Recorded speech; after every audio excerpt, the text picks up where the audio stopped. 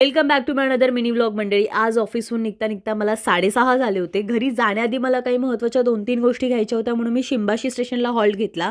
पहिल्यांदा स्टेशनच्या स्पेसमध्ये मी असं ओपन शॉप बघितलं जिथे लेदरच्या वस्तू विकत मिळतात आणि त्याच्या अगदी अपोजिटला होतं 3 कॉइन शॉप. जपानमधलं वन ऑफ द बेस्ट आणि फेमस शॉप आहे 3 कॉइन शॉप, जिथे वुमन स्पेसिफिक गोष्टी फार सुंदर मिळतात आणि पहिल्यांदा मी आज इथे व्हिजिट केलेला आहे. लेडीज स्पेसिफिक गोष्टी खूप छान छान मिळतात आणि त्या 300 पासून सुरू होतात म्हणून याचं नाव 3 कॉइन्स असं आहे.